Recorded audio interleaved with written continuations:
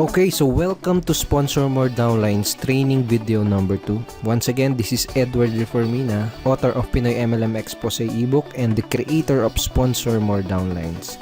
Again, thank you so much for watching our last video, yung ating training video 1. And maraming salamat din sa mga nag-like and sa mga nag-comments, maraming salamat din.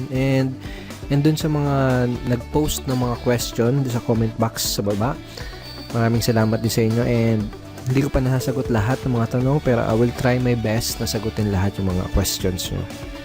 Once again, in this 3-part video training series, ituturo ko sa iyo yung mga secret sponsoring strategies na nadiskubre at natutunan ko na tumutulong sa akin para makapag-sponsor ng up to 23 direct downlines every single month.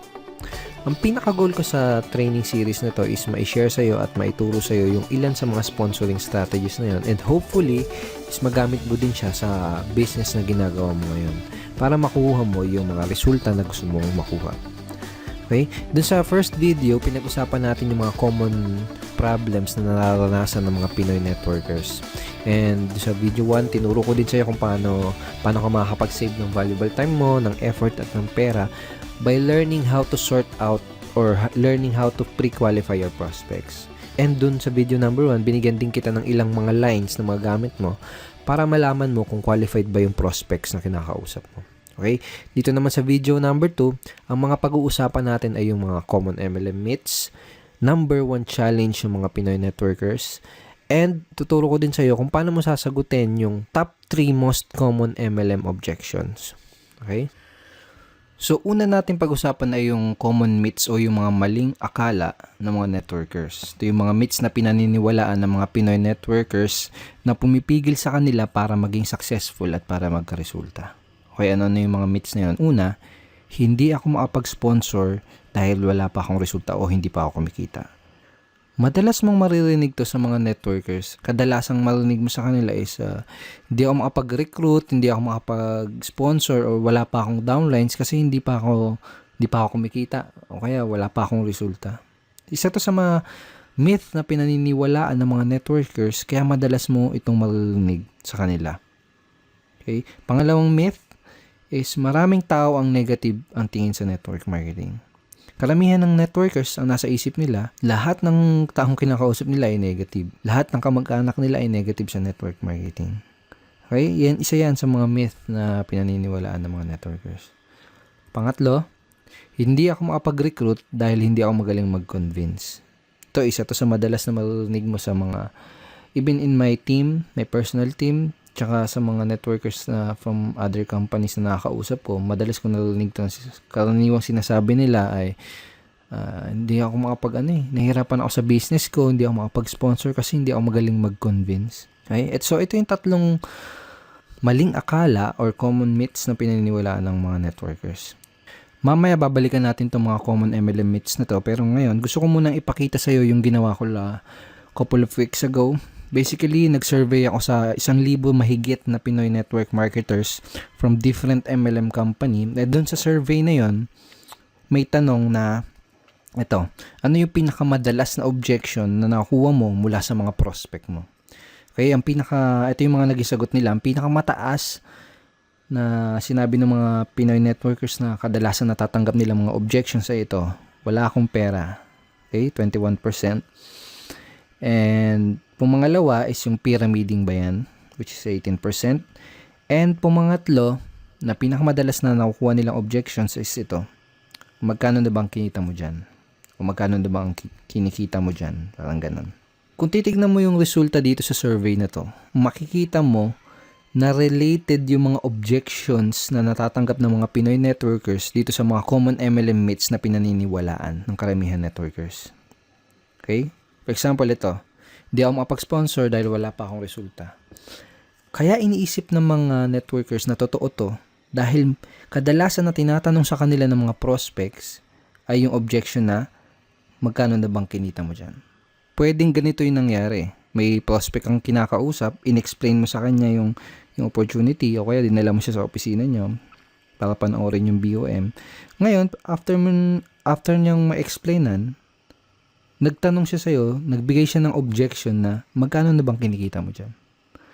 Ngayon, kung bago ka pa lang, normal lang na syempre, maliit pa lang or wala ka pang kinikita.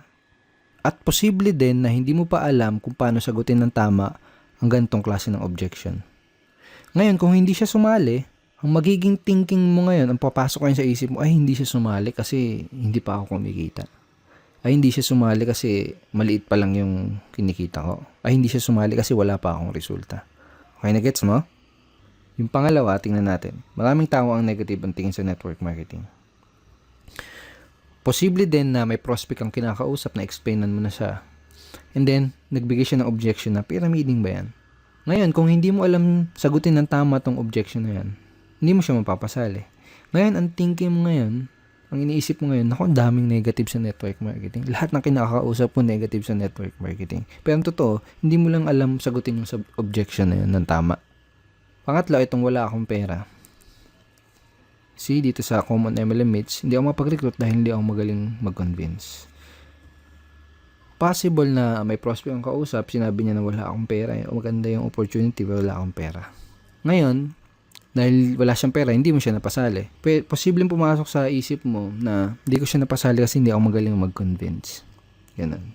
So, related itong mga common MLM objections na to doon sa common MLM myths na pinaniniwalaan ng mga networkers. Ibig sabihin, walang katotohanan itong mga paniniwala na to, itong mga myths na to, kaya nga myth, di ba? Dulot lang to ng mga objections na madalas itanong sa ating mga networkers. Okay? Itong mga myths na to, dulot lang yan ng mga objections na hindi alam sagutin ng tama. Kung isa ka sa mga networkers na dating naniniwala dito sa mga yan, I'm here to tell you na walang katotohanan ng mga yan. Ang kailangan mo lang gawin ay alamin kung paano sasagutin yung mga objections na nagdudulot nitong mga maling paniniwala na to. Number 1 challenge ng mga networkers ay yung mga prospect objections. So, sa mga challenge nila ay yung mga objections na binabato at binibigay sa kanila ng mga prospects na kinakausap nila. Dahil sa mga objection na yun, kadalasan nagkakaroon sila ng maling paniniwala, nagkakaroon sila ng maling beliefs about sa network marketing business nila. Ang solusyon para ma-solve yung challenge na yun is to master handling objections. So, bakit ba natin kailangan ma-master ang pag-handle ng mga objections? Kung gusto mo talagang ma-master ang pag-sponsor o pag-recruit, kailangan mong ma-master ang pag-handle ng lahat ng mga common MLM objections. Period. Napakadaming networkers kasi ang nagfe-fail dahil hindi nila alam kung paano mag-handle ng mga common objections. At ang masama pa, madaming mga networkers ang walang idea kung paano i-handle ang mga objections ng kanilang prospects. Ganito kasi yan, kahit gaano pa kaganda ang pag-present mo ng business mo, okay, kahit gaano pa kaganda yung pag-present mo ng product mo, lahat ng prospect, kahit interesado na yan, sigurado ay may katanungan at objections pa din yan bago siya magkaroon ng final na decision. Normal lang kasi talaga yon. Pero itong masakit. Kapag hindi mo nasagot ng tama ang mga questions at objections ng mga prospects mo, hindi mo pa din sila mapapasali. Tanongin kita, nangyari na ba sa iyo yung may prospect ang kausap, tapos sigurado ka na sasali siya, okay, pero hindi naman nag-join pagkatapos mo ma-explainan? Usually nangyayari yung ganun dahil sa mga objection na hindi nasasagot ng tama. Ito yung mga dahilan kung bakit kailangan mong ma-master ang pagsagot sa lahat ng mga common MLM objections. So ang goal ko sa video na to is tulungan ka at ituro sa iyo kung paano mo sasagutin itong top 3 common MLM objections. Itong pinag-usapan natin kanina, itong result dun sa sa survey na ginawa ko sa mahigit 1,000 networkers na pinakamadalas na natatanggap nilang objections. Itong wala akong pera, pyramiding ba yan, at magkano bang kinita? Magkano na bang kinikita mo? Or magkano na bang kinita mo? I created a training ebook for my team, and ang title ng ebook na yan is Objection Crusher. Objection Crusher. Paano mo dudurugin yung mga objection na matatanggap mo? Parang ganun yung konsepto. So basically, ipapakita ko sa iyo yung mga tinuro ko dito sa loob ng ebook na to kung paano sasagutin itong top 3 common MLM objections na to. Okay, ngayon andito tayo ngayon sa loob ng mismong Objection Crusher training ebook. So ito yung mismong loob ng ebook. And ito yung listahan ng mga common MLM objections na itinuro ko kung paano sagutin ng tama dito sa ebook na to. Kasama sa list itong Kasama sa list ng mga common MLM objections ay ito, magkano bang kinikita mo dyan? Pag-isipan ko muna, yayaman ba ako dyan? Pyramiding ba yan? Networking ba yan? Networking ba to? Mahal ng investment, wala akong pera, wala akong time, alam ko na yan, hindi ko linya yan, etc. So, ang unang ituturo ko sa'yo kung paano sagutin ng tama ay yung magkano na bang kinikita mo dyan. Alright? So, bago ko ituro sa'yo kung paano sagutin ito, kailangan mo maintindihan na karamihan ng mga prospect na nagbibigay na ganitong klaseng objections ay hindi naman talaga nila gustong malaman kung magkano yung eksaktong kinikita mo. Okay? Dahil ang tunay na dahilan ng objection na yun, ang talagang gusto nilang malaman, ang deeper reason ng objection na yun ay gusto nilang malaman kung totoo ba yung opportunity na ina-offer mo. Gusto nilang malaman kung may mga kumikita ba talaga dyan sa company mo. O baka naman nag-aksaya ka lang ng pera dyan at hindi mo nabawi yung in-invest mo dahil natatakot sila na mangyari sa kanila yung ganun. Natatakot sila na baka pag nag-invest sila ay hindi bumalik yung in-invest nila. So yun yung ilan sa mga tunay na gustong malaman ng prospect mo. Gusto nilang malaman kung totoo ba yung opportunity mo. Sa madaling salita, gusto nilang ng pruweba. Okay? Sa madaling salita, gusto nila ng social proof or proof na may kumikita doon sa opportunity mo. So, yun yung talagang gusto nilang malaman. And another thing is maraming paraan para sagutin itong objection na to. Pero itong paraan na ituturo ko sa'yo dito sa ebook na to is yung pinaka-effective based on my personal experience and in my opinion. Ito yung pinaka-effective, hindi lang effective, pinaka-cool at pinaka-relax na paraan para sagutin itong objection na to. Okay, so paano ba sasagutin itong objection na to? So for example, may kausap ka na prospect. Tinanong ka niya, magkano na bang kinita mo dyan? Ang isasagot mo, magkano ba yung gusto mong madinig para maging interesado ka? Okay? O kaya, magkano ba yung gusto mong madinig para maging interesado kang tignan yung opportunity na to? O kaya naman, magkano ba yung gusto mong madinig para ma-impress ka? Okay, sa una, kailangan ng konting lakas ng loob kung gagamitin mo tong lines na to. Kumbaga, kailangan ng konting posture. Okay? Sa una, baka medyo mailang ka pa. Kaya sa una lang yon, kapag paulit-ulit mo na siyang ginamit, medyo masasanay ka na din. Kapag sinabi mo sa prospect, wag mo din kalilimutan na mag-smile ng konti para hindi ka magmukhang maangas or hindi ka ma-misinterpret nung kinakausap mo na nagyayabang. Alright? Okay, so ang mangyayari kapag tinanong mo to sa prospect mo, magbibigay siya sa iyo ng figure or ng amount. And hindi mahalaga kung hindi mo pa kinikita yung halaga na sasagot ng prospect mo. Kailangan lang ay may mga alam kang success stories from your company dahil gagamitin mo yung mga istorya or mga stories or kwento ng mga successful person in your company doon sa sagot mo. Okay? Kung wala kang alam ng mga storya ng mga successful upline sa company nyo, ang gawin mo, manood ka at makinig ng mga business presentation nila dahil most of the time, kinukwento nila yung storya nila kung paano sila nagsimula, kung paano sila naging successful. Okay? So, make sure na manood ka ng mga business presentation or business talk ng mga successful upline sa company nyo. So, parang ganito yung magiging flow ng pag-uusap nyo ng prospect mo pag sinagot mo na yung objection na yun. Okay? So, prospect, magkano ba ang kinikita mo dyan? Ikaw, magkano bang gusto mong madinig para maging interesado kang tignan maigi itong business na to?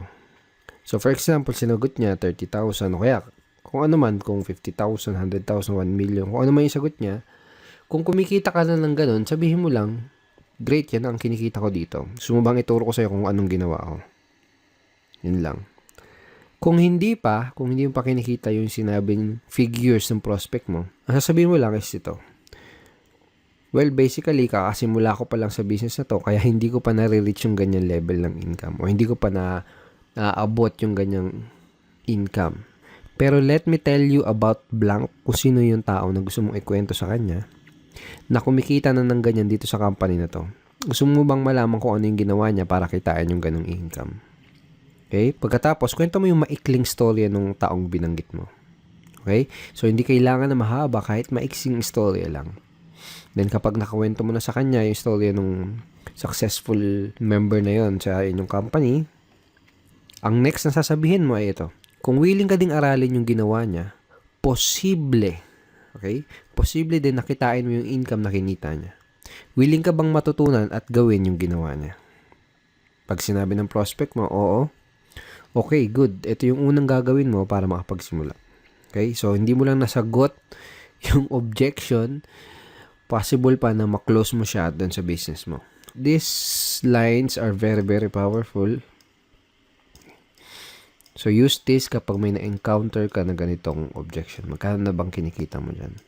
Okay? And again, sinabi mo dun sa prospect mo na possible. Posible din nakitain niya. Ibig sabihin, hindi mo ginagaranti. Okay? Sinabi mo, posible.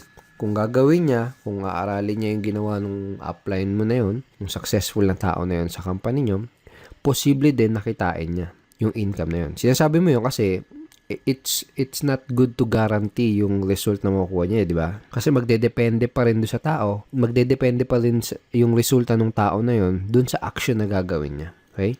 And last tip, maganda rin na idea kung ipapakilala mo siya doon sa mga successful and higher uplines doon sa team nyo or sa company nyo.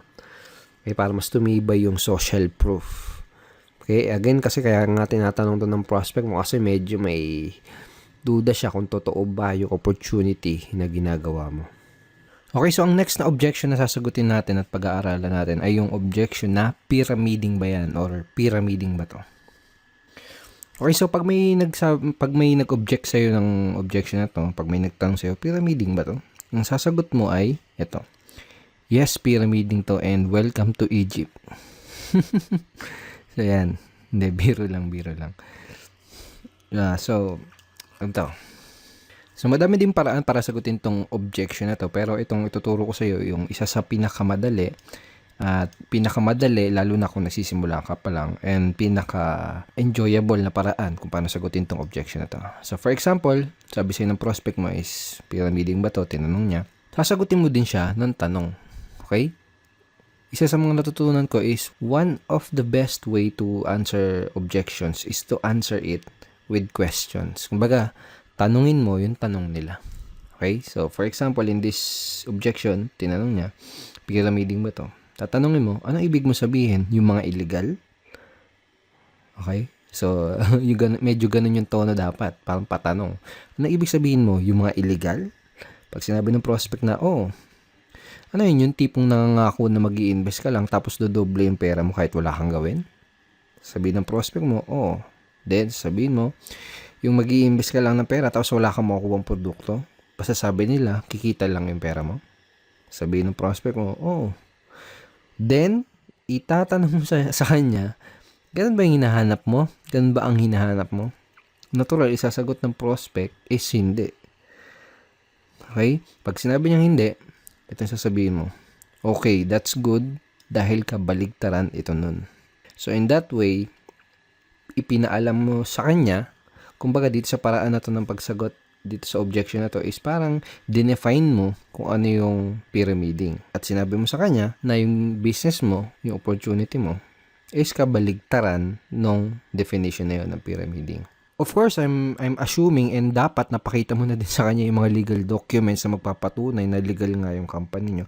Pero kaya ako tinuro sa iyo yung ganitong paraan is mostly kasi ng mga prospect mo na magbibigay ng gantong klase ng objections ay yung mga tao na hindi educated or walang idea sa difference o pagkakaiba ng pyramiding kumpara sa legitimate network marketing opportunity. So, mas magkakaroon ng sense sa kanila yung ganitong simpleng conversation lang. Okay, so use this simple objection handling script next time na may prospect na magtatanong sa'yo ng pyramiding ba to or pyramiding ba yan. Now, ang susunod na objection ay yung wala akong pera. Ang unang kailangan mong maintindihan ay may dalawang klase ng prospect na nagsasabi ng gantong klaseng objection. Yung isa ay yung wala talagang pera at yung isa naman ay yung mga nagpapalusot lang. Okay? So, let me share you. Dati, nung nagsisimula pa lang ako sa network marketing, is madalas ko natatanggap tong objection na to. Pero ngayon, never. As in, never ko na siya natatanggap. Dahil remembers dun sa training video number 1 natin, chinare ko sa'yo, At sinabi ko sa'yo na kina-qualify o sinusort out ko maigi yung prospect ko bago ko ipakita sa kanya yung business presentation ko. Kumbaga, kung wala silang sapat na reason why, hindi ako mag-aaksaya ng panahon para ipakita pa sa kanila yung business dahil alam ko na mag-aaksaya lang ako ng oras at alam ko na magpapalusot lang sila. So, kung may nagbigay sa'yo ng ganitong klase ng objection, ang unang kailangan mong malaman is kailangan malaman mo kung nagsasabi ba sila ng totoo o kung nagpapalusot lang ba sila. So, paano mo malalaman yun? Tatanungin mo sila. Okay, tatanungin mo sila kung totoo ba na wala silang pera. So, paano mo gagawin yun? Ganito, simple lang. Pag sinabi ng prospect na wala silang pera, tatanungin mo sila, pwede bang magtanong? Tanong mo, okay lang ba sa'yo kung magtapatan tayo sa isa't isa? Ibig mo bang sabihin ay interesado ka sa business na to pero wala ka lang pera? O sinasabi mo lang na wala kang pera dahil mabait ka lang na tao at ayaw mo kong ma-offend kaya hindi mo kagad masabi na hindi ka interesado? Okay? So make sure to smile again. Kapag sinabi nila na hindi talaga sila interesado, just let them go. That person is not right for your business. Pwede mong sabihin na I understand, hindi naman kasi talaga para sa lahat ng business na to. Ang hinahanap lang namin ay interesado at yung talagang pwedeng matulungan na opportunity na to. And thank you for your time. Ganun lang, be professional. Okay? Hindi mo kailangan ipagpilitan yung opportunity mo dahil network marketing is a sorting business. Okay? Naghanap lang tayo ng mga tao na magiging interested dun sa ino-offer natin. Alright? So, for example, kung sinabi naman ng prospect na interesado talaga siya pero wala lang talaga siyang pera, ganito yung pwede mo sabihin sa kanya. Okay, so ganito.